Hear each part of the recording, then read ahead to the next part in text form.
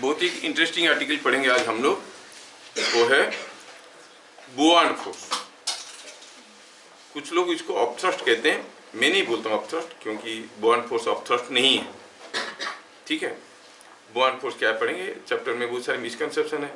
क्या होता है कि स्कूल लेवल में उसको पूरा टोटल चीज़ नहीं बताते हैं, तो जो एग्जाम्पल को लेके डील करते हैं उसमें से बच्चे कुछ कंसेप्ट निकाल देते हैं। Buoyant force is upthrust. हाँ, in some cases it is like a upthrust force in the upward direction, but some other cases it is not ऑपथ्रस्ट।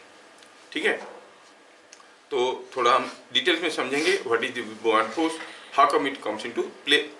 और पहले भी मैं बताया हूँ, किसी भी फोर्स का किसी भी बॉडी के ऊपर इफेक्ट जानने के लिए फोर्स के बारे में 3 चीज़ जानने की जरूरत होता है: magnitude, direction and point of application. में कोई भी नया फोर्स है तो इसके 3 चीज़ जानने की कोशिश करना। हम जानेंगे कि बुआंड फोर्स का मैग्नीट्यूड क्या है, डायरेक्शन क्या है और किस पॉइंट में एक्ट करता है। ठीक है, तो let us first understand chapter. बड़ा इंटरेस्टिंग चैप्टर है बुआंड force.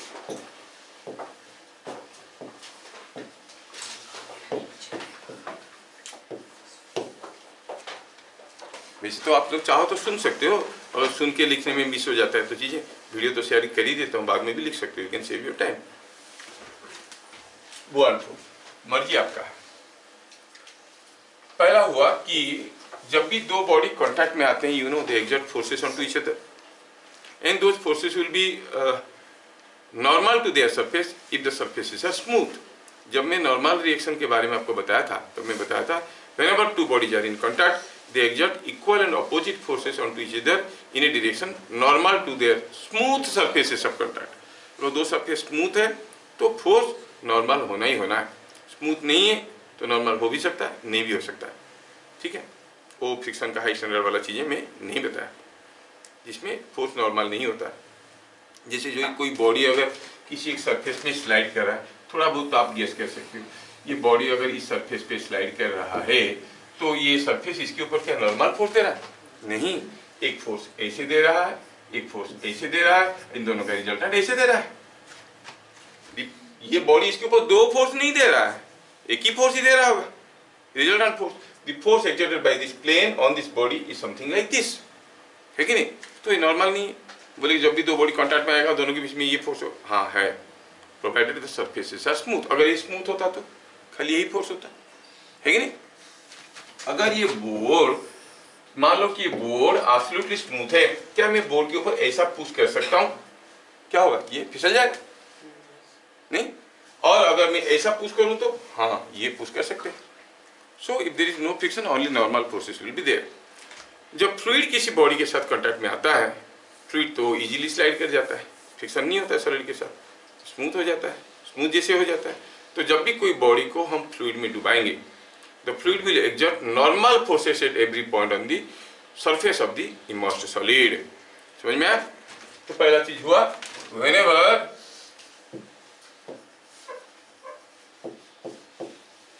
a solid is immersed,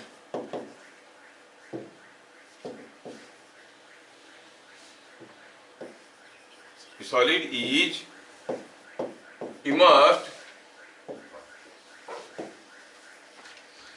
in a liquid, the liquid exerts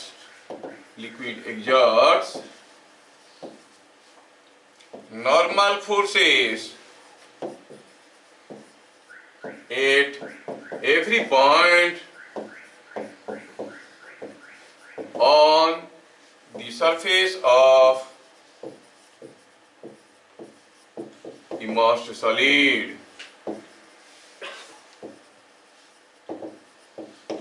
immersed solid का हर पॉइंट पे लिक्विड एक नॉर्मल फोर्स एक्सर्ट करता है। फॉर एग्जांपल, सपोज आई से here is a container of liquid. अब इसमें मैं दो चीज डुबा के रखा हूं। सपोज यहाँ पर कोई एक सॉलिड है ऐसा, और दूसरा सॉलिड ऐसा है, इसको भी यहां से झूला दिया, ये भी झूल रहा है, और पता चला कि यहाँ पे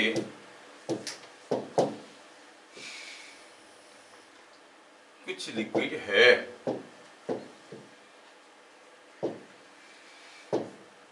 ठीक है। तो at every point on the solid the liquid will exert a normal force, मतलब यहाँ पे लिक्विड कैसा फोर्स देगा, ऐसा, ये पॉइंट में ऐसा, ये पॉइंट में ऐसा, नॉर्मल टू दी सरफेस, ये पॉइंट में ऐसा, ये पॉइंट में ऐसा। क्या बात समझ में आ रहा है? इसके ऊपर तो चारों तरफ से आएगा, ऐसे आएगा, ऐसे आएगा, हर जगह फोर्स इसके ऊपर आएगा, क्योंकि ये कंप्लीटली इमर्स्ड है, ये पहला वाला सबमर्स्ड है ना, ऐसे करके समझ में आया? तो फोर्स देगा तो फोर्स का एक रिजल्टेंट भी तो होगा। Resultant of all this forces is called buoyant force. ये सारा फोर्सेस का जो रिजल्टेंट निकलेगा उसको कहते हैं बुआन फोर्स। समझ में आया?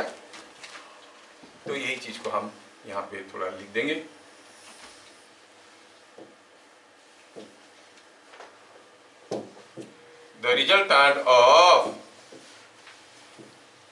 The resultant of all these forces is called buoyant force। तो बुआन फोर्स किसको कहते हैं?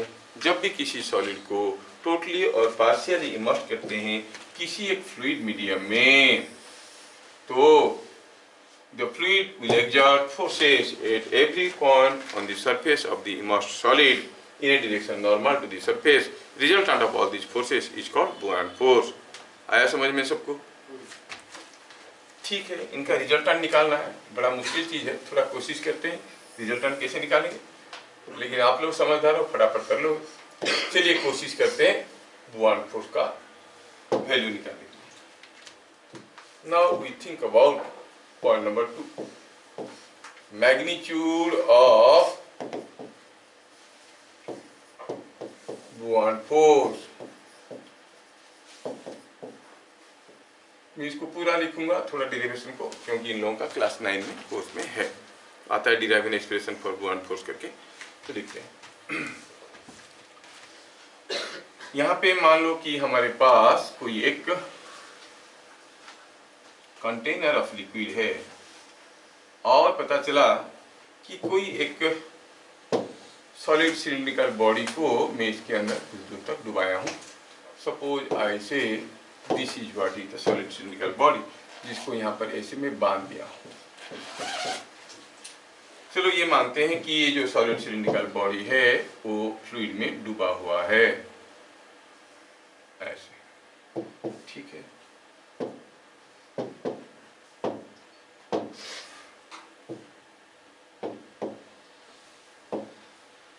ऐसे डूबा हुआ है। अब मैं जानना चाहता हूँ इसके ऊपर जितने सारे फोर्सेस आ रहे हैं उनका रिजल्टेंट फोर्स क्या है। दो कैसे ले सकते हैं, ये आधा डूबा हुआ या फिर पूरा डुबा के भी कर सकते हैं, ठीक है। पूरा डुबा के भी आप लोग खुद कर लेना, पूरा डुबा देना फिर करना। Let a cylinder of cross section A is partially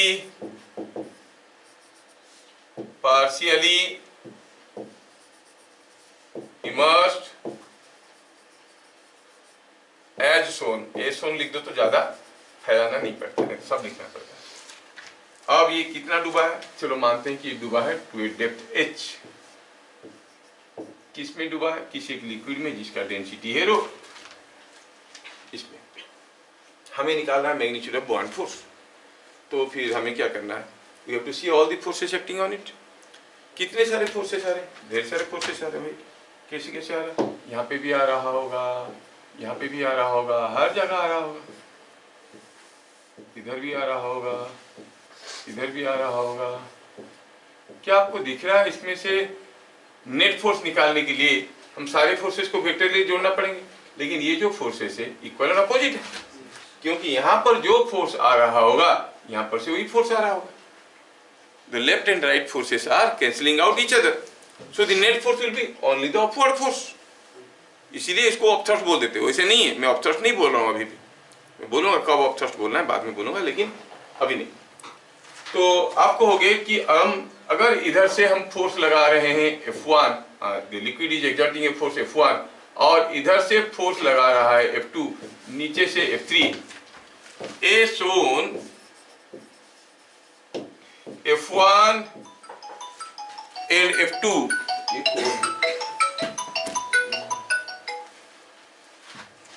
hello hello hello, हाँ हाँ हाँ ठीक है, हाँ कब भेजेंगे? ठीक। कितना बजे पहुंचेगा? कितना बजे पहुंचेगा? ठीक ठीक भेजिए। हाँ ठीक है ठीक है ठीक ठीक कर दीजिए।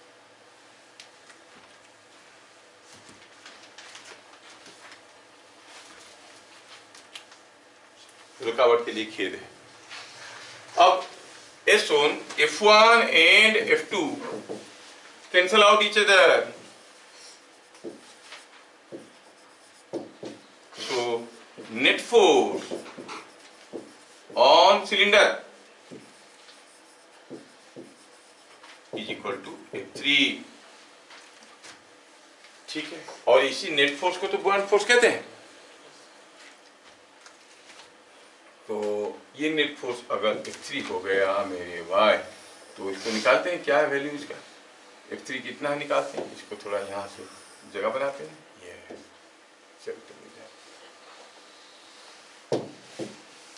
सो बुआंट फोर्स क्या हो गया? बुआंट फोर्स को हम लोग B कहेंगे। बुआंट फोर्स इज F3। B क्या है? B for buoyant force, capital B for buoyant force, B is F3। और F3 कितना है? यहाँ से जो फोर्स आ रहा है, किसका फोर्स? लिक्विड जो फोर्स दे रहा है। लिक्विड क्या फोर्स दे रहा है? डिपेंड करता है यहाँ का प्रेशर इंटू यहाँ का एरिया। यहाँ का प्रेशर कितना होगा? रो जी एच, है कि नहीं? Rho ji H into area, so it is rho ji H A. ये हो गया बॉन्ड फोर्स। रो क्या है? Rho is density of liquid.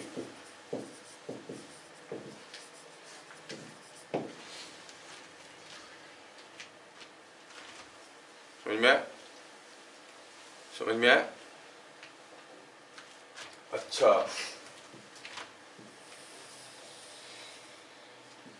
यहां से मिसकंसेप्शन शुरू हो जाता है। जब भी कोई सॉलिड को लिक्विड में डुबाओ उसके ऊपर बॉन्ड फोर्स आता है, ऐसा नहीं है। सॉलिड को लिक्विड में डुबाएंगे बॉन्ड फोर्स आएगा, कोई जरूरी नहीं है। जैसे पहले हम इसको स्पेसिफाई करते हैं, आगे बढ़ते हैं पॉइंट नंबर 3 में। अभी हम लोग देखे कि जो बॉन्ड फोर्स था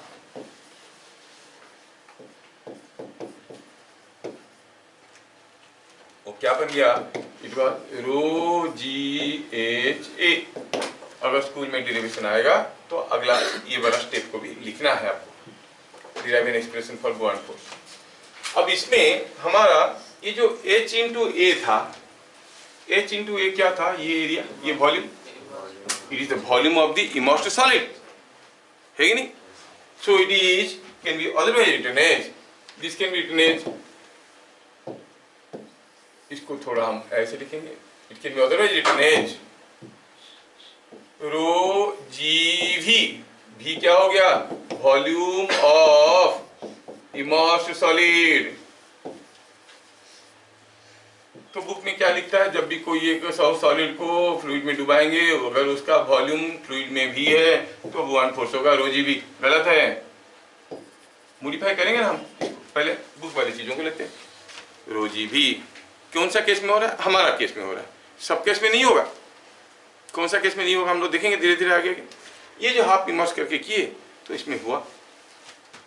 अच्छा, ये जो रो है वो क्या है? ध्यान रहे कि ये सॉलिड का डेंसिटी नहीं है, किसका डेंसिटी है? Density of liquid. It is density of liquid. अच्छा, तो रो इंटू वी क्या हो गया? अगर सॉलिड अंदर हो गया, रो हो गया डेंसिटी ऑफ लिक्विड, भी हो गया volume of the solid immersed, volume उतनी जगह ऑक्यूपाई कर लेते हैं वहां का लिक्विड को डिस्प्लेस कर दिया। अगर वो सिलेंडर नहीं होता तो लिक्विड हर जगह होता, ये घुस गया तो लिक्विड को डिस्प्लेस कर दिया। कितना लिक्विड को डिस्प्लेस किया? भी वॉल्यूम का, जितना घुसा है कि नहीं? तो V is also the volume of displaced liquid, ऐसे भी कह सकते हैं, है कि नहीं? तो V is same is volume of displaced liquid. हाँ, ये भी तो समझ में आया, V is the volume of displaced liquid. ठीक है, तो आपका रो इंटू V क्या हो गया? mg। तो रो इंटू V क्या है? m, that is mass of displaced liquid, mass of displaced liquid। तो बॉन्ड फोर्स क्या हो गया? जब भी कोई सॉलिड को किसी फ्लूइड में डुबाएंगे, उसके ऊपर जितने सारे फोर्सेस आ रहे हैं, उनका लिक्विड के चलते सॉलिड के ऊपर जितने सारे फोर्सेस आ रहे हैं, उसका रिजल्टेंट फोर्स को कहेंगे bond force. Only this statement is correct. जो बेसिक स्टेटमेंट था ये एब्सोल्युटली करेक्ट है। उसके बाद हम लोग जो भी कुछ किए, कब किए? जब इसको हम कुछ ऐसे डुबाए थे, कुछ दूसरे तरीके से भी डुबा सकते हैं, बाकी सारे इसके लिए करेक्ट है। समझ में आ रहा है? फिर something is dipped from the top, ऊपर से डुबाया गया है, नीचे से भी तो डुबा सकते हैं, है कि नहीं? तो जो पहला डेफिनेशन था, the resultant of all forces acting on it's called bond force, that is the only statement which is universally correct for every situation. समझ में? बाकी ऐसे डुबाए तो हमें क्या मिला? मिला ये कि mg wait of the liquid displaced. और कैसे दिख रहा है ये फोर्स? देखो तो ये फोर्स कैसे हुआ? F3 हुआ, मतलब ऊपर की तरफ हुआ। मान लो कि यहाँ से आप पकड़ के रखे थे, हवा में पकड़ के रखे थे, तो आपको ज्यादा वजन लग रहा था, जैसे इसको डुबाए तो ये फोर्स बढ़ गया। ये फोर्स आया कि नहीं आया? तो आपको हल्का लगेगा कि वजन लगेगा? So it is losing some wait.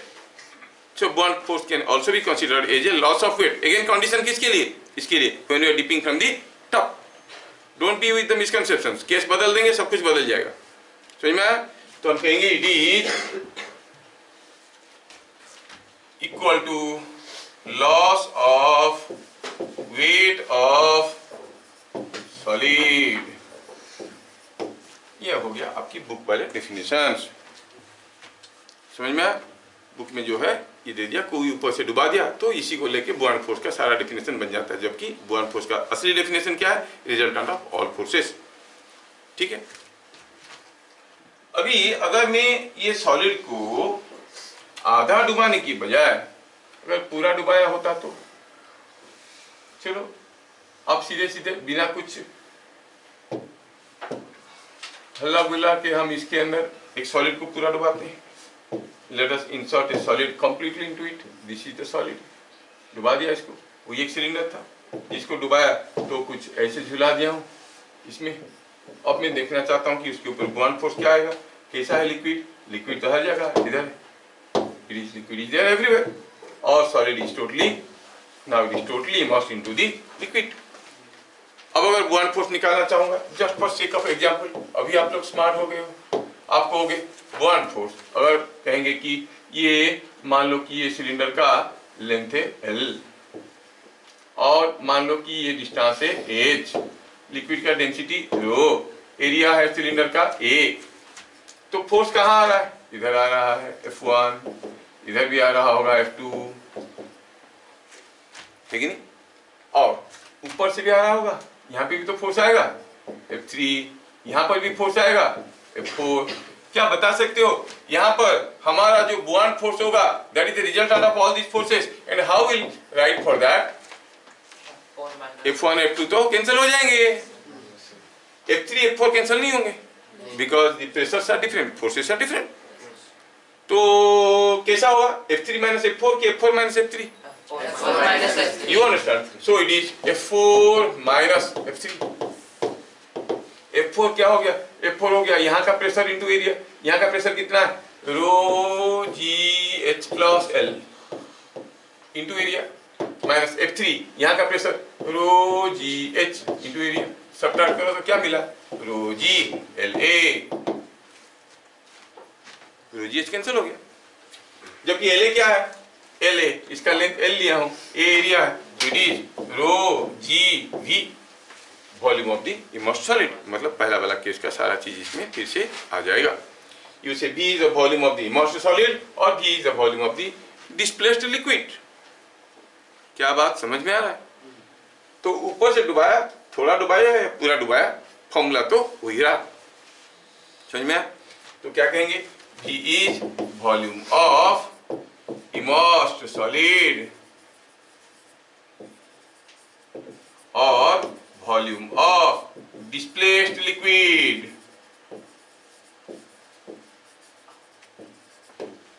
और B क्या हो गया, it is loss of weight और you say it is mg, ऐसे भी लिख सकते हो। m क्या है, सो B को हम कह सकते हैं वेट ऑफ mg है ना।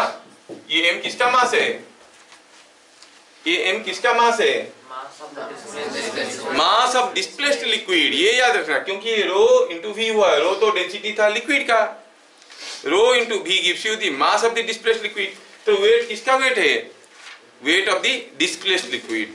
सो बुआन फोर्स को यहां पर आप कह सकते हो वेट ऑफ डिस्प्लेस्ड लिक्विड, और आप कह सकते हो it is of loss in weight of solid. Weight का अपरेंट, सॉलिड का अपरेंट वेट घट गया। समझ में आया? अच्छा, नाउ बात करते हैं direction of. Sir buoyant force के खाली सॉलिड्स के ऊपर आते हैं।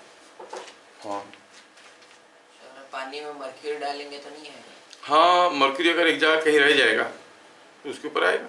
अगर मिक्स नहीं हो रहा है, अलग जगह रह रहा है, तो उसके ऊपर बॉयंट फोर्स भी आएगा। सर अगर डूब गया तो?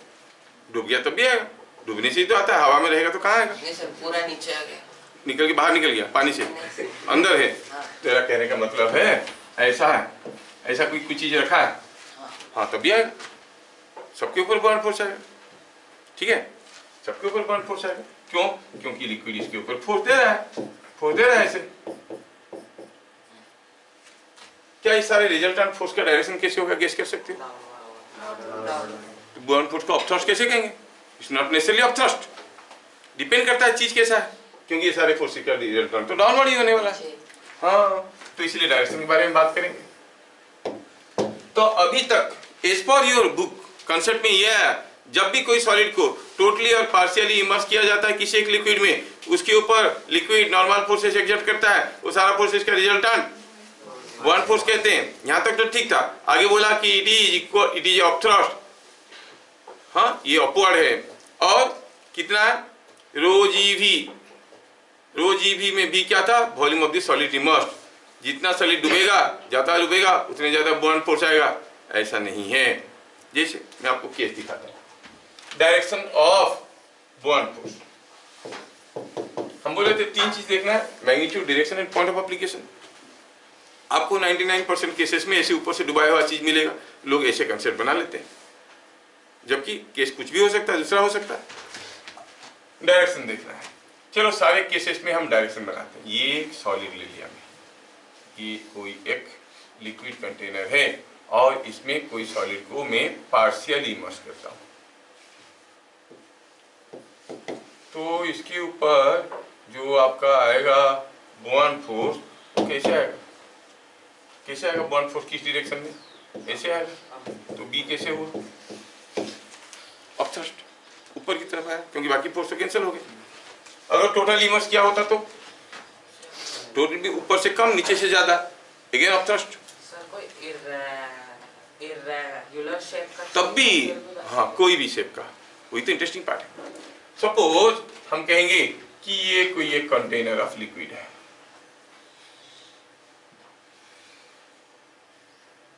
ठीक है, ये कोई एक कंटेनर ऑफ लिक्विड है, it doesn't depend upon the shape. ये कोई कंटेनर ऑफ लिक्विड है और मैं क्या किया हूं, इसके अंदर कोई सॉलिड को ऐसे डाल दिया, कैसे भी डाल सकता हूं, मेरी मर्जी, मेरा एक्सपेरिमेंट है ना, मैं कुछ भी डाल सकता हूं। अगर ऐसे डाल दिया तो ओहो किधर निकल गई, हाँ इसको मैं अगर ऐसे डाल दिया सोचो तो, अब उसके ऊपर फोर्स कैसे आएगा? हर जगह से फोर्स आएगा और इधर से भी फोर्स आएगा, force will be from this side also, आएगा कि नहीं आएगा? Force will be also from this side, तो ये पुश होके बाहर आ जाएगा। क्या ये अपथ्रस्ट हुआ? नहीं हुआ। अगर मैं केस बदल देता हूँ, सपोज मैं कहूँ कि हियर इज द कंटेनर, अब मैं क्या करता हूँ, इसके अंदर कोई सॉलिड को डालता हूँ और वो भी ऐसे। अब क्या हुआ? इस केस में क्या होगा? अरे कहाँ करंट लीक करता है करंट। हाँ, अब इसमें कैसे होगा? How will the buoyant force here? ये तो सीधा ऐसे होगा, ये तो इधर हो जाएगा। इधर बी कैसे हो गया? ऐसे। इधर बी कैसे हो गया? ऐसे। तो कैसे इसको अपथ्रस्ट कह सकते हैं? सेकंड केस में कोई डाउनवर्ड फोर्स नहीं रहेगा। थोड़ा सा अगर इसका थिकनेस में थोड़ा सा मोटा है तो ऊपर थोड़ा कम फोर्स आएगा, इधर से ज्यादा फोर्स आएगा, टेढ़ा होकर निकलेगा ऐसे। मतलब ये डंडा कैसे हो जाएगा? इधर से कम फोर्स, इधर से ज्यादा फोर्स, मतलब ये डंडा इसके अंदर थोड़ा ऐसे हो जाएगा, ऐसे होकर निकलेगा। रीडिंग। चलो और केस बदलते हैं। सब इतना ढाके ये इतना कम क्यों? हाँ बस। चलो अब और एक केस लेते हैं, क्योंकि अभी तक कंसेप्ट बन चुका है कि जब भी कोई सॉलिड किसी लिक्विड को डिस्प्लेस करेगा उसके ऊपर बॉन्ड फोर्स आएगा। Let me change the case.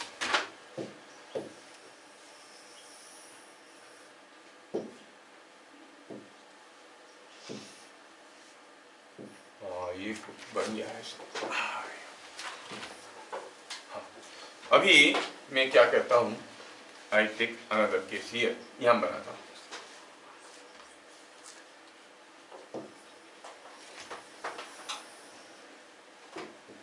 Let me change the situation and let you realize the difference. Suppose हम कहेंगे यहाँ पर कोई कंटेनर है, अब इस कंटेनर में मैं क्या किया हूँ, इसमें भी कुछ लिक्विड लिया था, लेकिन इसमें जो डंडा डाला मैं, वो डंडा कुछ ऐसा था। सपोज ऐसा वाला डंडा एक तो डाल दिया, जो डंडा की कुछ दिखने में ऐसा है। अब ये डंडा क्या कुछ लिक्विड डिस्प्लेस नहीं कर रहा है? हाँ कर रहा है। इसका अंदर होते हुए भी ये कुछ लिक्विड डिस्प्लेस कर रहा है। It is displacing some amount of liquid, but what is the buoyant force? Book में क्या लिखा है? Whenever a liquid is immersed into a solid, solid is immersed into a liquid and displaces some volume of liquid, weight of the liquid displaced is equal to bond force. But bond force क्या है इसमें? क्योंकि basic concept ये है कि it is the resultant of normal forces acting on it. समझ में? तो इस केस में बॉन्ड फोर्स आपका क्या हो गया? आप हो गए बॉन्ड फोर्स तो जीरो। डायरेक्शन क्या बताना है? तो मिसकंसेप्शन से बाहर निकलो। बॉन्ड फोर्स क्या है? Resultant of all forces acting on the body. बाकी कौन सा केस में वो चीज क्या निकल के आता है वो डिपेंड करता है सिचुएशन के ऊपर, है ना? अच्छा, तो डायरेक्शन कभी अपवर्ड हो सकता है, डाउनवर्ड हो सकता है, साइडवाइज हो सकता है, जीरो भी हो सकता है लिक्विड डिस्प्लेस करने के बावजूद। क्योंकि मोस्ट ऑफ द केसेस में हम ऐसा वाला केस डील करते हैं, ऊपर से कोई डुबाया जाता है, तो हम उसके बारे में सोचेंगे। ठीक है, डायरेक्शन ऑफ बी हम लोग देख लिए। अब वे केस ले लेते हैं, हम इसको केस स्टडी बनाएंगे। कौन सा केस स्टडी की बात चल रहा है?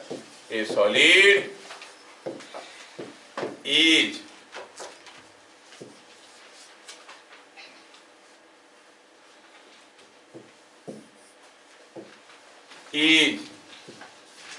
partially immersed from the top surface of liquid or totally immersed.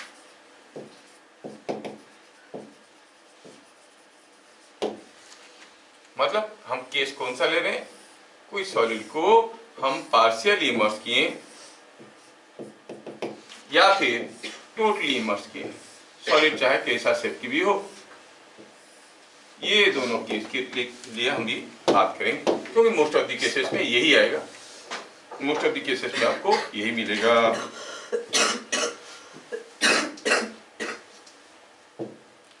समझ में आया, सॉलिड को टोटली या फिर पार्शियली इमर्स किया गया। ये केस का हम अभी एनालिसिस करने वाले हैं। इस केस में बॉन्ड फोर्स कैसे होगा?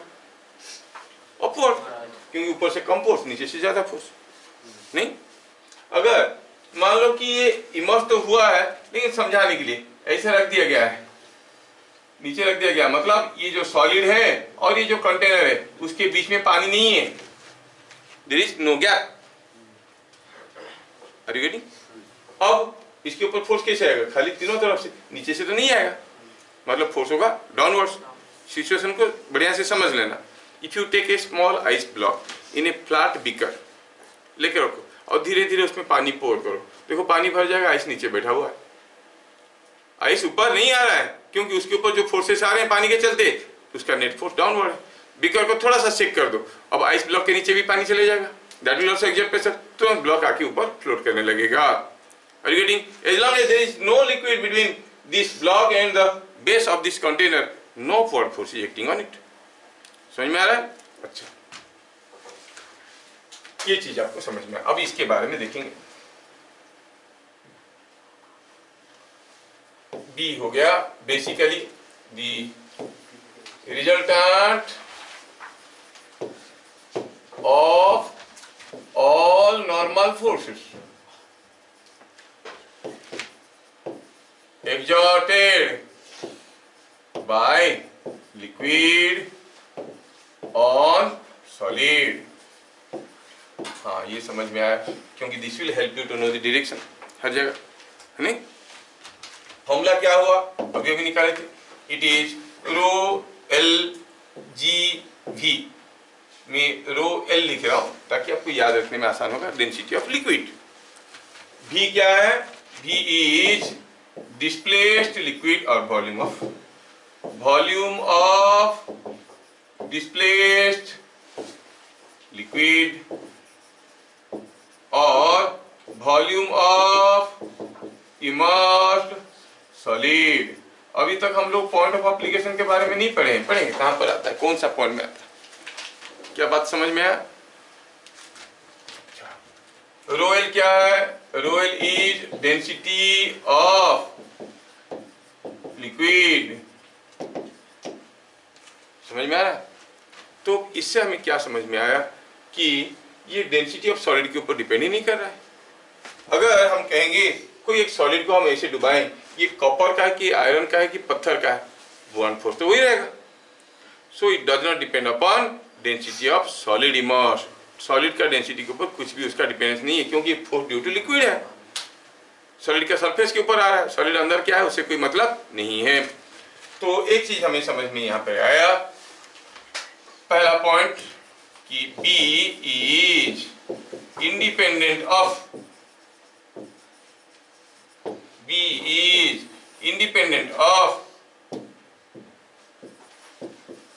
Density of solid.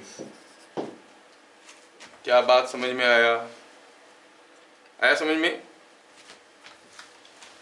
समझ में आया जानने के लिए मैं बताऊंगा कि सपोज हम कहेंगे कि यहां पर देयर आर 2 क्यूब्स फ्लोटिंग और एक क्यूब का डेंसिटी है ρ1, दूसरे का ρ2, दोनों का डायमेंशन बराबर है। फ्लोटिंग? हाँ, नहीं बांध दिए गए, they are not floating, they are being hung in the liquid. Density of the liquid is L। Exemplary question है, both blocks have same volume V, find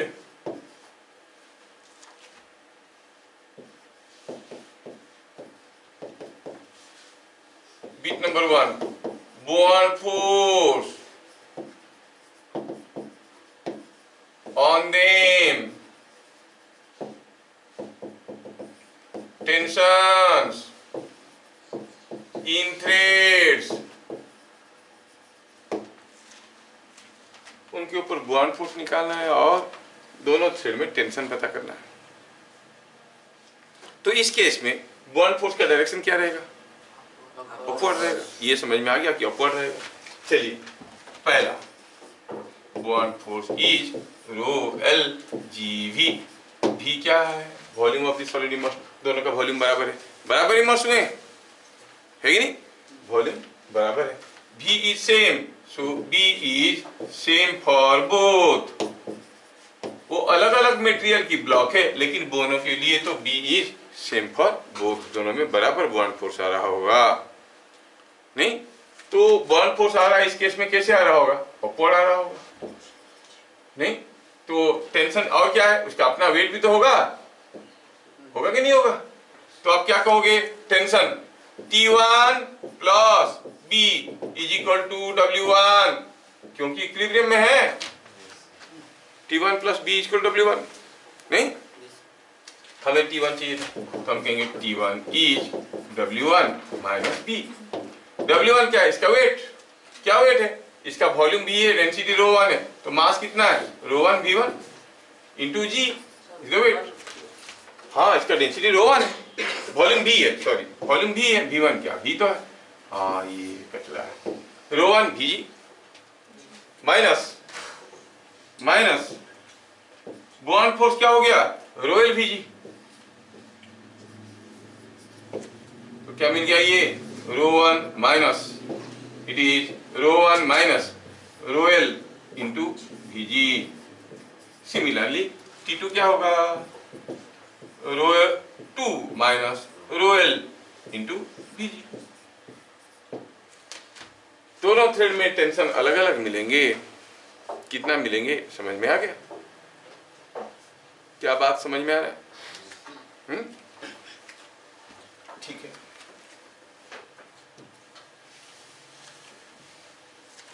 अगला question, when a solid is totally immersed, solid is totally immersed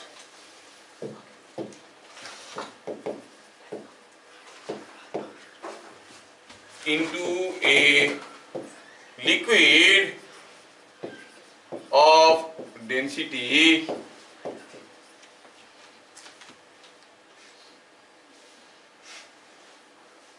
(1.2 gram per cc). The solid loses half of its weight.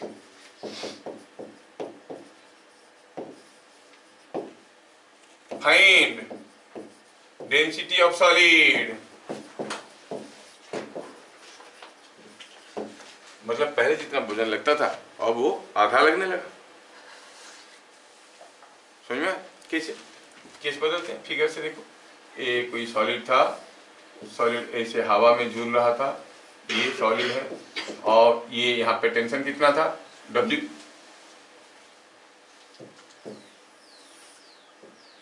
जब हम इस solid को, गंदा सा solid, मान लो कि इसको किसी एक स्प्रिंग बैलेंस से झुला दिए, ताकि स्प्रिंग बैलेंस में उसका रीडिंग निकला है W। अब इसको मैं क्या किया? किसी एक लिक्विड में डुबाया। लिक्विड नीचे रखा था, शांत है, और ये सॉलिड जो है वो ऐसा है। जब मैं ये सॉलिड को लेके इस लिक्विड में डुबाया, यहाँ पे इस सॉलिड को लेके इस लिक्विड में डुबाया, तो पता चला रीडिंग क्या हो गया? W/2। क्या बात समझ में आया? आधा वेट कम हो गया, हल्का लगने लगा। दिया है कि डेंसिटी का, सॉलिड लिक्विड का डेंसिटी दिया है ये 1.2 ग्राम पर सीसी। बताओ सॉलिड का डेंसिटी क्या है? 2.4। समझ में आ रहा ना? इसका मतलब ये हाल में क्या इसका वेट एक्चुअली कम हो गया? नहीं यार, वेट तो वेट है, ग्रेविटी इज पुलिंग, लेकिन हल्का क्यों लग रहा है? क्योंकि बॉन्ड फोर्स आने लगा। है कि नहीं। जब ये सिचुएशन से मैं ये सिचुएशन में इसको लिया तो मेरे को समझ में आया कि हल्का क्यों लग रहा है, क्योंकि ये कुछ ऑब्जर्व पा रहा है। तो फ्रॉम सेकेंड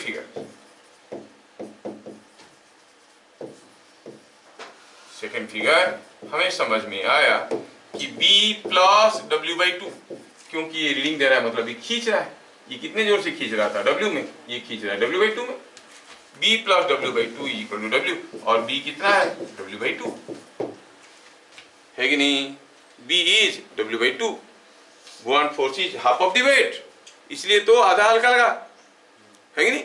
बुआन फोर्स का फॉर्मूला क्या था, सॉलिड का वॉल्यूम तो दिया नहीं है, चलो मान लेते हैं कुछ भी, सपोज इट इज V, कुछ होगा। तो बुआन फोर्स क्या है, it is row LgV। W/2 क्या है, it is 1/2 density of the solid, volume of the solid into G, wait of the solid. Density of the solid into volume is the mass of the solid into G is the weight of the solid. दोनों को करो तो ये तो VG गए, क्या मिला, rho S is twice of rho L, that is 2.4 gram पर cc। क्या बात समझ में आया?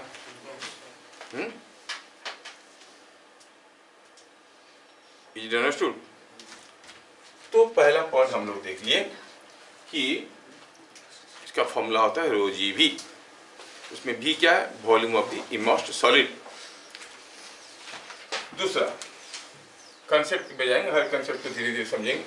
इसमें V क्या था, volume of the immersed solid, और it is same as the displaced liquid, ये जो हम लोग देख चुके हैं, जानते हैं इसके बारे में। ये हो गया volume of the immersed solid. अच्छा, नेक्स्ट चलते हैं, ये था कौन सा पॉइंट नंबर, केस स्टडी कह रहे हैं, केस स्टडी में ये नंबर 1 आया।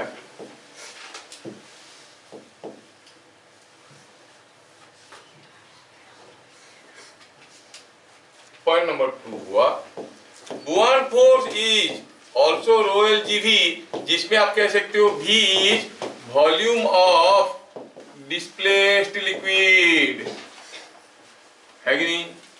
एक ही बात हुआ नहीं, वॉल्यूम ऑफ डिस्प्लेस्ड लिक्विड, और रो L into V is ml is mass of displaced liquid, ml is mass of displaced liquid,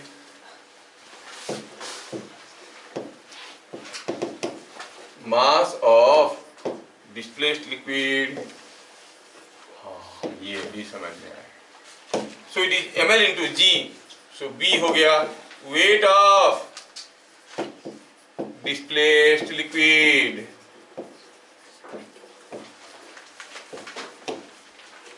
क्या ये स्टेटमेंट समझ में आया? थोड़ा गहरा में जाते हैं, इसको फील करते हैं। इसी को लेकर आर्किमिडीज प्रिंसिपल बताए थे, यही बना था आर्किमिडीज प्रिंसिपल, ठीक है। तो चलिए इसको थोड़ा बढ़िया से समझने की कोशिश करते हैं, ये क्या कह रहा है।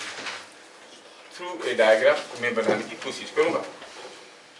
सपोज हमारे पास कोई एक सॉलिड है और किसी एक स्प्रिंग बैलेंस से ये झूल रहा है, बढ़िया से समझना इसको। ये किसी एक स्प्रिंग बैलेंस से झूल रहा है, यहाँ पर कोई एक लिक्विड कंटेनर है, और लिक्विड कंटेनर में हुआ क्या है कि यहाँ पर एक नेक है जहाँ से लिक्विड निकल सकता है, और यहाँ पर मान लेते हैं कि कोई एक दूसरा कंटेनर है जो यहाँ से निकलता हुआ लिक्विड को कलेक्ट कर पाएगा। ये भी किसी एक स्प्रिंग बैलेंस के ऊपर बैठा हुआ है, ये भी किसी एक स्प्रिंग बैलेंस के ऊपर बैठा हुआ है। काफी छोटा हो गया नारा, इसको थोड़ा ऊपर उठाते हैं।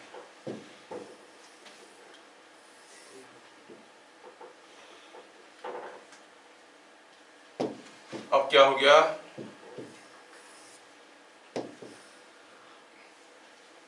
ये हाल में लिक्विड यहां पर है, liquid is exactly up to the neck, इस लेवल तक।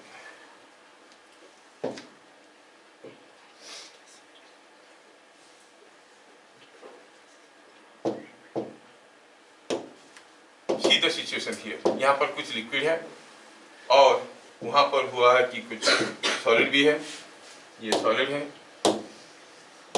ठीक है, और हुआ ये है, ये सब कुछ ऐसे रखा हुआ था, इसमें कुछ लिक्विड था, तो सबका कुछ कुछ रीडिंग आ रहा होगा। मान लेते हैं कि इसमें रीडिंग आया W1, इसमें कुछ रीडिंग आया W2, इसमें कुछ रीडिंग आया W3, ये भी संभाल के रखा है एक पेन को। अब मैं ये सिचुएशन को रिपीट करने वाला हूँ। जब मैं ये सिचुएशन को रिपीट करूंगा, लेकिन केस में थोड़ा सा बदलाव आएगा। बदलाव जो आएगा, आप कहोगे कि ये जो चीज था मैं इसको ऊपर से धीरे धीरे लाके इसके अंदर डुबा दिया हूं, अब सारे रीडिंग बदल जाएंगे, एवरीथिंग विल चेंज। क्या ये W1 रहेगा कि ज्यादा हो जाएगा, कम हो जाएगा? ये W2 रहेगा कि ज्यादा हो जाएगा, कम हो जाएगा? क्यों? क्योंकि सेम सोचना है। For every reaction there is an equal opposite reaction. अगर ये इसके ऊपर ऊपर को दे रहा है तो ये इसके ऊपर नीचे नहीं दे रहा होगा क्या? सिंपल सा चीज है। अगर लिक्विड इसके ऊपर फोर्स दे रहा है अपवर्ड सॉलिड के ऊपर, तो सॉलिड लिक्विड के ऊपर डाउनवर्ड नहीं दे रहा होगा। हम उसके बात नहीं कर रहे हैं, बात कर रहे थे बॉन्ड फोर्स का। ये भी तो एक फोर्स है, बॉन्ड फोर्स का भी अपोजिट रिएक्शन है, तो इसका मतलब ये रीडिंग सेम रहेगा कि बढ़ेगा? बढ़ेगा। अच्छा, लेकिन हो क्या रहा है, जैसे आप डुबाए, ये लिक्विड यहां तक भरा हुआ था ना, तो डुबाएंगे तो लिक्विड डिस्प्लेस होगा कि नहीं होगा? डिस्प्लेस होगा तो इससे ऊपर लेवल कैसे जा सकता है? यहाँ पर आप एक थ्रोड रखे हो, लिक्विड निकल के आ जाएगा बाहर आएगा तो इसमें गिरेगा कि नहीं गिरेगा? अब देखो, चलो मानते हैं कि सारा चीज बदल गया है, फिर से मॉडिफाई करेंगे हम, सारा वैल्यू को फिर से मॉडिफाई करेंगे। ये W1 W2 W3 था, अब हो गया ये W4 W5 W6, और हुआ क्या, कुछ लिक्विड यहां से निकल के यहां पे आ गए। ये कौन सा लिक्विड है? ये डिस्प्लेस्ड लिक्विड है, जो कि यहां से निकल के इसमें आ गए हैं। आया? तो सारा रीडिंग बदल गया। सिचुएशन समझ में आया? ये सिचुएशन से ये सिचुएशन में हुआ क्या, सम लिक्विड इज डिस्प्लेस्ड। अब बॉन्ड फोर्स का वो वाला डेफिनेशन को दोबारा याद करते हो। क्या कहता था? The buoyant force is equal to weight of the liquid displaced. It is weight of the liquid displaced. कितना लिक्विड डिस्प्लेस हुआ है इसका वेट है, ठीक है। थोड़ा मैं इसको जगह बनाता हूँ, ये ज्यादा उधर खा रहा है। अच्छा,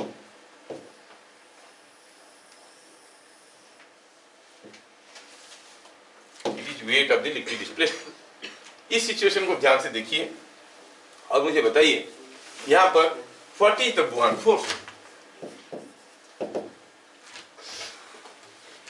बहुत सारे तरीके से कर सकते हैं। It is equal to the loss of weight, it is equal to the weight of the liquid displaced, it is the resultant of all forces acting on it. What is the loss of weight of the body? पहले W1 था, अब W4 है।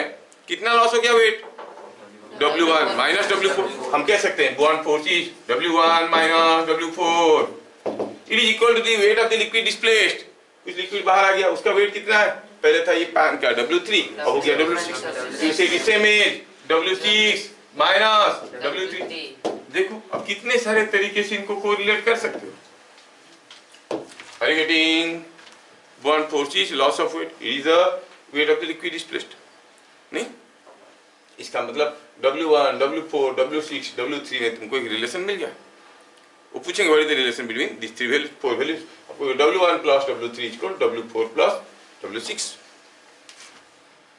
समझ में आ रहा है? W1 plus W3 कहाँ गया? ये इज इक्वल टू W4 कहाँ है? यहाँ प्लस W6। ये मिलके बराबर रहते हैं, ये जितना होगा plus this is equal to this plus this. मैं शायद कभी एक कोचिंग डाला था, कोई वेइंग मशीन में एक आदमी खड़ा है मछली पकड़ के और पानी में मछली को छोड़ दिया, तो रीडिंग बढ़ेगा कि नहीं बढ़ेगा? नहीं डाला था, ठीक है बाद में डालूंगा, मैं सोचा डाल दिया ना। तो ठीक है, क्या ये चीजें समझ में आ रहा है? अच्छा W2 और 5 वही तो वही बताना चाह रहा हूँ। W2 और W5 के बीच में हम लोग अभी तक कोई रिलेशन नहीं देखे। W2 था तो क्या था कि ये लिक्विड कुछ निकल गया बाहर, निकल गया तो अब इसका वेट कम हो जाना चाहिए, लेकिन सॉलिड तो उतना ही फोर्स दे रहा है नीचे। लिक्विड सॉलिड के ऊपर जितना फोर्स दे रहा है, सॉलिड लिक्विड के ऊपर उतना ही फोर्स दे रहा है नीचे की तरफ। तो रीडिंग, अगर ये थ्रोट बंद रहता तो रीडिंग बढ़ जाता, लेकिन जितना बढ़ जाता उतना लिक्विड तो निकल गया। लिक्विड का ये बढ़ेगा क्या?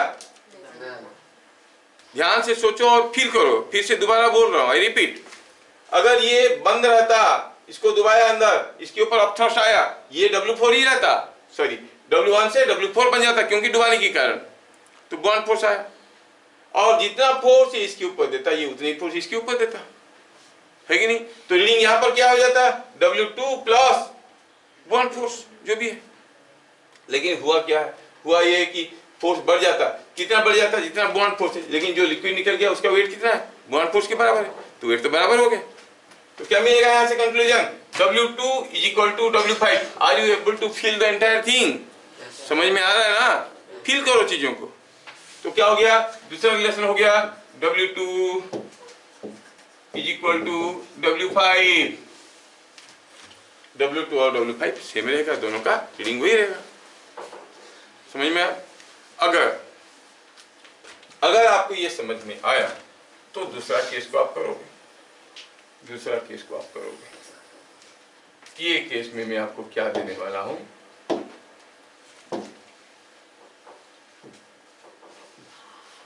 ये केस को आप करोगे। Let us do this case. अब मैं क्या करता हूं, इसको बंद कर दिया, अब लिक्विड आने नहीं दूंगा, तो यहां पर लिक्विड कहां से आएगा? लिक्विड नहीं आएगा, यहां पर खत्म, कोई लिक्विड नहीं आया बाहर, क्योंकि इसको बंद कर दिया था। बंद कर दिया था, ये यहां से बंद हो गया था, तो लिक्विड का लेवल यहां तक तो नहीं रहेगा और ऊपर जाएगा, जाएगा कि नहीं जाएगा? Yes sir. ये यहां तक आया लिक्विड, जैसे इसको डुबाया या और ऊपर तक आया, रास्ता बंद, कैसे निकलेगा? है कि नहीं? तो W3 जो था W6 वही रहेगा, ये भी W3 रहेगा, इसमें कोई बदला भी नहीं है। मुझे पता करना है what is the value of W5, what is the reading here W5। बताओ रिलेशन। अब क्या कहोगे W5 के बारे में in terms of W1, W2 and W4? What is the bond force here? आप कहोगे bond force is W1 force कितना है? इसका कोई मतलब, ये तो ऊपर से डूबा है, हल्का हो गया। नहीं, तुम लोग भी हल्का होते कि नहीं? ये कहीं जाके डूब के, हाँ ठीक है, तुम लोग दूसरी जगह हल्का होता बिना डूबे, ये ऐसे हल्का हो गया, अंदर डूबा तो कितना हो गया? ये W1 माइनस इतना हल्का हो गया। ये फोर्स कौन दिया है? लिक्विड दिया है। किसके ऊपर? सॉलिड के ऊपर। तो सॉलिड लिक्विड के ऊपर वही दिया होगा। पहले लिक्विड इतना देता था, अब सॉलिड भी आके इसके ऊपर दबाने लगा, तो कितना हो जाएगा? W5। W2 तो था ही, अब सॉलिड और दबाने लगा है, कितने जोर से? Are you getting? So W5 will be W2 plus B। और B का वैल्यू चाहे तो आप डाल सकते हो, it is W2 plus W1 minus W4। ये कुछ इंस्टेंटली सीखने वाली चीज नहीं है, मैगी जैसा 2 मिनट, सोचने वाली चीज है, समझने वाली चीज है। Take some time to think over what I am saying. समझ में आ रहा है? ये वेट जितना कम हो गया उतना फोर्स इसके ऊपर आ गया। अच्छा सोचो, कोई एक वेइंग मशीन के ऊपर एक बीकर रखा है, बीकर में कुछ पानी रखा है और रीडिंग आ रहा है वेइंग मशीन में। आप क्या किए? आपको इधर उधर उंगली करने का हरदम आदत है, ऊपर से लिए ऐसे पानी में उंगली डुबाए, किसी को छुए नहीं। वेइंग मशीन में रीडिंग बढ़ेगा कि घटेगा कि बराबर रहेगा? अरे समझ नहीं पाए। मैं बोल रहा हूं कि सपोज यहाँ पर कोई एक बीकर है, किसी एक वेइंग मशीन के ऊपर है, कुछ रीडिंग ये दिखा रहा है, पानी है, आपने इसमें लाके अपना उंगली डाला, किसी को छुआ नहीं है। When you insert your finger into this, the reading will increase or decrease or remain same? No। अरे जैसे आप इसमें उंगली डाले तो उंगली के ऊपर फोर्स आया कि नहीं आया? आया। पानी उंगली के ऊपर फोर्स दिया तो उंगली थोड़ी छोड़ेगा, वो भी तो उसके ऊपर फोर्स देगा। For every action there is equal and opposite reaction, है कि नहीं? तो आप कहोगे कि पानी के ऊपर ये भी फोर्स दिया तो यहाँ का रीडिंग बढ़ जाएगा। रीडिंग जैसे आप उंगली डुबा के देखो रीडिंग बढ़ रहा है। समझ में आ रहा है? सो ये केस को याद रखना, ये काफी बार डिफरेंट इंस्टेंसेस में आया है कि when you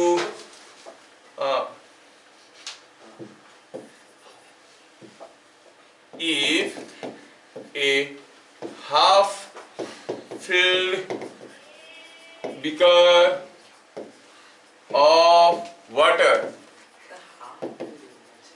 is, अबे पूरा भरा हुआ उंगली डालोगे निकल नहीं जाएगा। Exactly half. मैं हाफ का केस दिया, तू 1/3 कर लो। When a half filled beaker of water is on a weighing machine, on a weighing machine,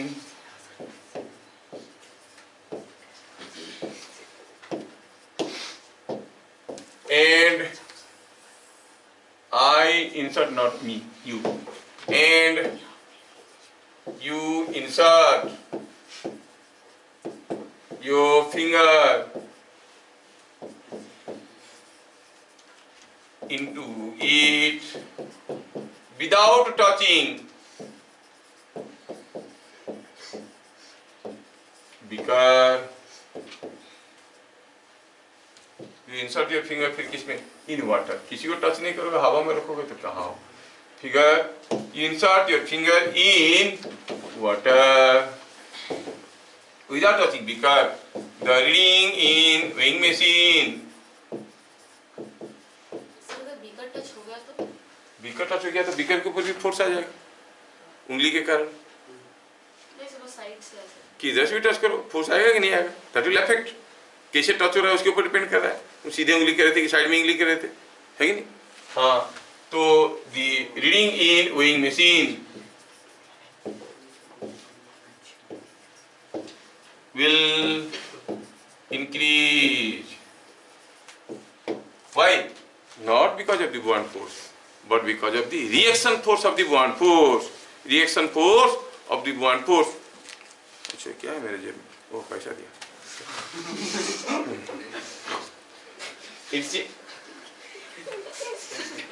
बात समझ में आ रहा है? रीडिंग बढ़ेगा, समझ में आ रहा है? Yes, sir. अच्छा,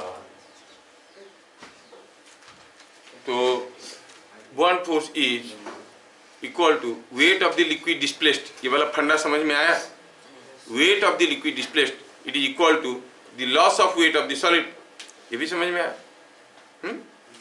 पॉइंट नंबर 3, ये पॉइंट नंबर 3 क्या था? जो ये क्या था? पॉइंट नंबर ये था 2 था, हाँ पॉइंट नंबर 3। ये दूसरा एग्जाम्पल, क्या मैं ये दोनों एग्जाम्पल आपको बढ़िया से फील करवा पाया? Yes, sir. Could you feel it? Yes, sir. एक में पानी निकलना अलाउड नहीं था, दूसरे में अलाउड था, और अकॉर्डिंगली आप देखें कि how the parameters are changing, the readings are changing. Question करेंगे, बड़ा खतरनाक क्वेश्चन करेंगे, आपको समझ में आया होगा तो करोगे तो ठीक है। अच्छा, next point number 3,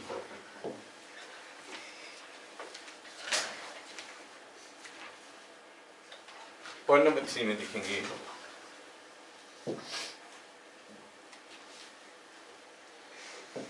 buoyant force on a solid is resultant of or is sum of buoyant force of all liquids। ये क्या बात हुआ? ऑल लिक्विड्स मतलब सपोज हम कोई केस लेते हैं जिसमें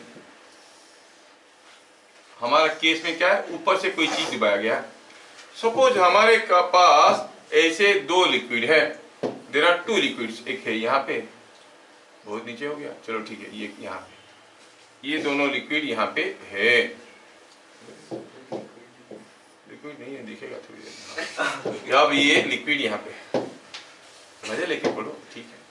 यहाँ पे एक लिक्विड है, ऐसा है, और दूसरा लिक्विड कैसा है?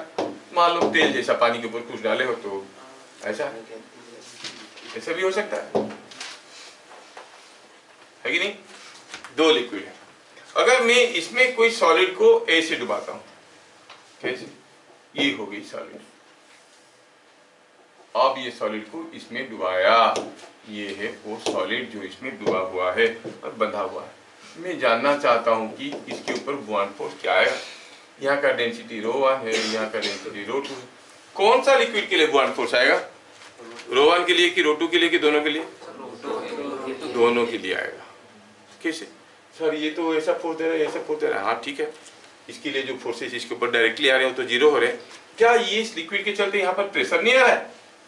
यहाँ पर प्रेशर क्या होगा? इसका प्रेशर प्लस इसका प्रेशर आएगा ही नहीं आएगा? दोनों का प्रेशर आ रहा है। मान लो कि यहाँ पर जो वॉल्यूम है सॉलिड का वो V1 है, यहाँ पर जो वॉल्यूम है V2 है, तो आप कहोगे जो बॉन्ड फोर्स है वो होगा ρ1 V1G प्लस ρ2 V2G। ये कितना दे रहा है, वो कितना दे रहा है? Weight of the liquid displaced. With interesting part है, क्योंकि यहाँ पर जो प्रेशर है इसमें ρ1 का भी तो कंट्रीब्यूशन है। निकालना चाहोगे तो निकाल सकते हो, ठीक है। अब निकालना चाहोगे तो ये निकाल सकते हो। मान लेते हैं कि इसका एरिया A है, तो यहाँ पर कितना प्रेशर आएगा?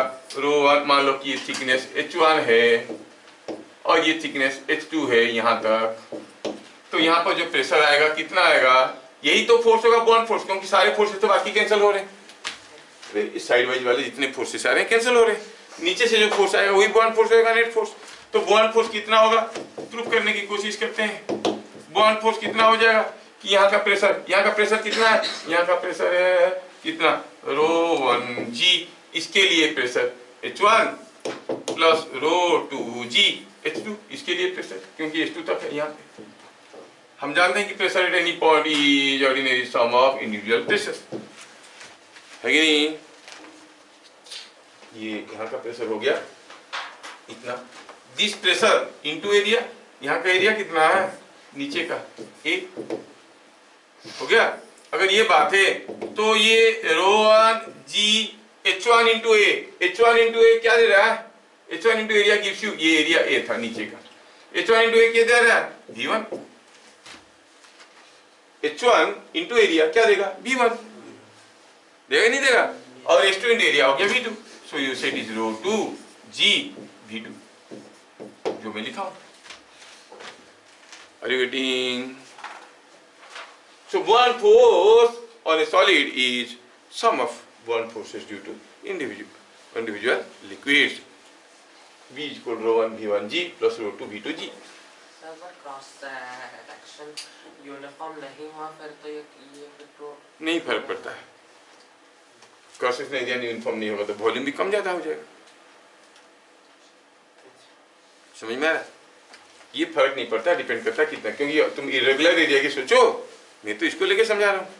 इंटरेस्टिंग चीज है कि इससे हम उसको प्रोजेक्ट करने की कोशिश कर रहे हैं, खाली नहीं कि सिलिंड्रिकल बॉडी घुमाएंगे। हम तो बोले थे कि ऐसा वाला बॉडी को भी घुमाओ।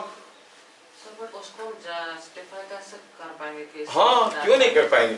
Any body can be considered as combination of number of cylinders. ऐसे कर सकते हैं ना, सारे सिलिंडर के ऊपर फोर्स निकालो और जोड़ो, कैन कंसीडर, है ना। छोटे मोटे, छोटा वाला सिलेंडर बड़ा वाला सिलेंडर ऐसे करके बहुत सारे सिलेंडर बना सकते हो उसमें।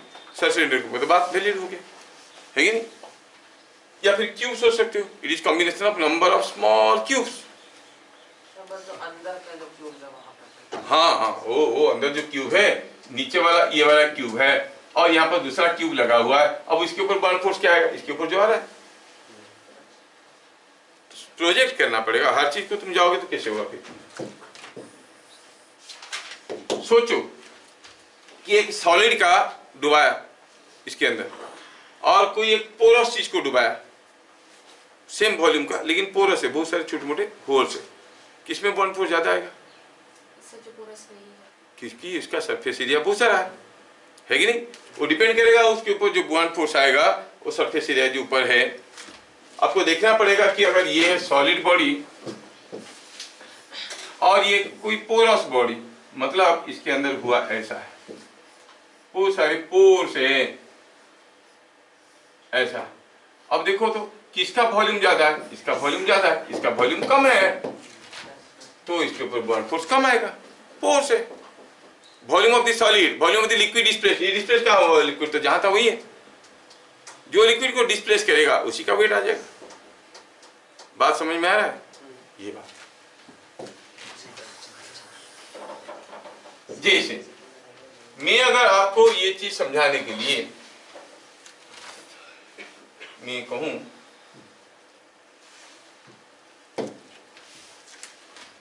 कि यहां पर कोई एक सॉलिड है और इसको ऐसे बंधा गया है फ्लोर पे, और ये सॉलिड के ऊपर ये सॉलिड को हम कुछ ऐसे रखे हैं, this is in a container, ठीक है, और सॉलिड को थोड़ा प्यारा सा बना देते हैं, ऐसा सिलेंडर है और इसको बॉन्ड फोर्स ढकेल के ऊपर ले लेता, लेकिन हम अलाउ नहीं किए इसको ऊपर जाने के लिए। दिए क्या है इसके ऊपर, एक फोर्स यहाँ पे भी दिए हैं, ऐसा दिए,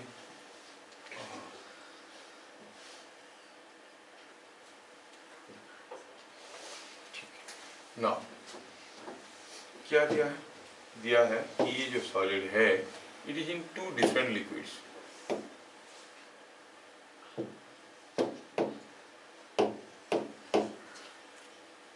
ठीक है, ये हो गया सॉलिड, ये एक लिक्विड में है, ये एक लिक्विड में, और ये अच्छा, और ये जो सॉलिड है इसका डेंसिटी रो 0, इसका डेंसिटी रो 1 है, इसका डेंसिटी रो 2 है। सर वो नीचे वाला स्ट्रिंग है, रॉड है? कहाँ, ये वायर, कोई थ्रेड लगा है, ये थ्रेड, ठीक है, could you follow the case, ये ऐसा है,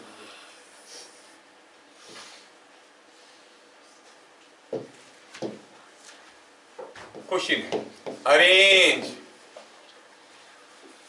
रो 1, rho 0, rho 2 in ascending order, सबसे छोटा कौन, उससे बड़ा कौन, ठीक है, ये हो गया beat number 1। If volume of solid is V and equal volume is in two liquids as well as in air, then find tension in the thread.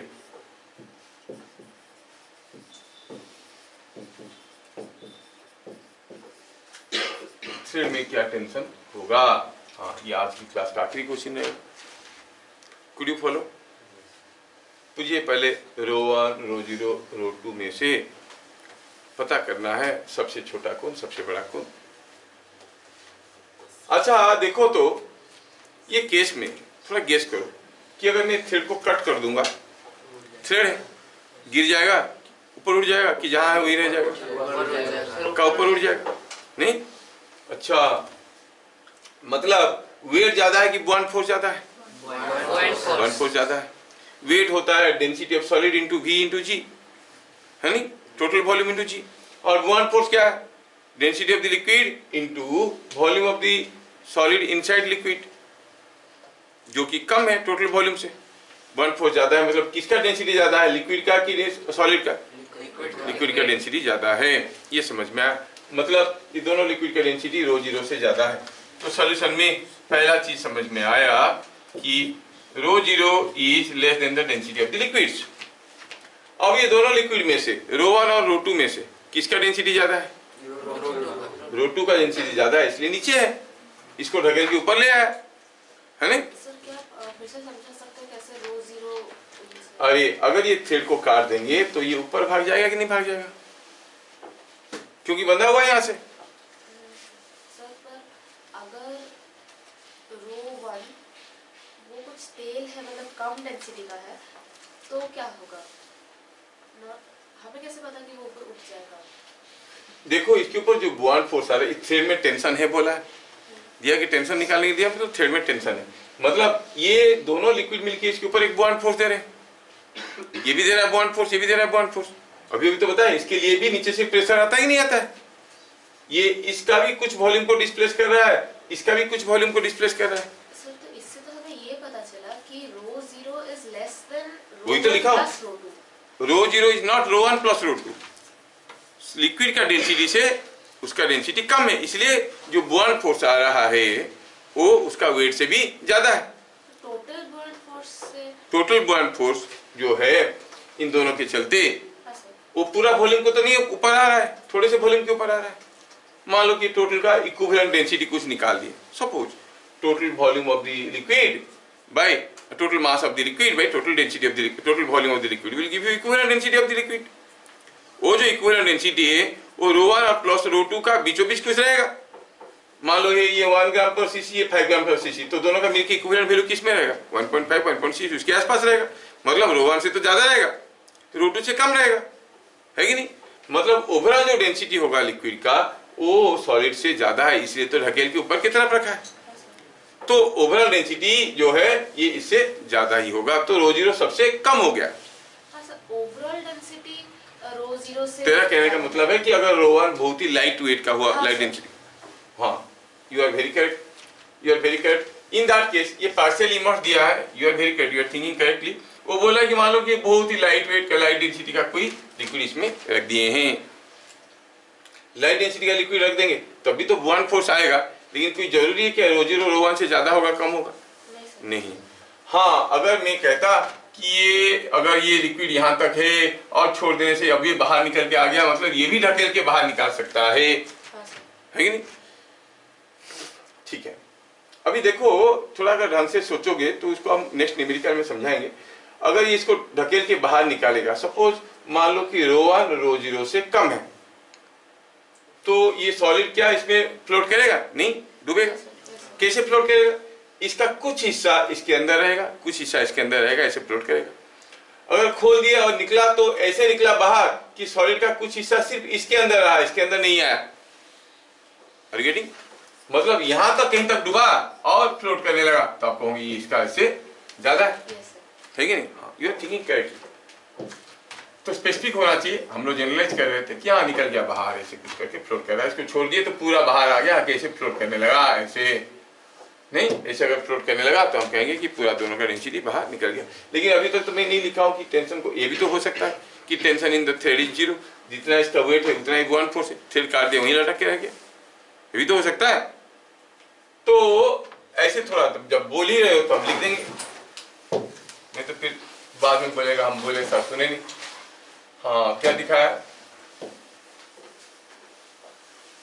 थोड़ा क्वेश्चन को मॉडिफाई कर देंगे, इन फिगर शोन थोड़ा सा question modify कर देंगे, it's good.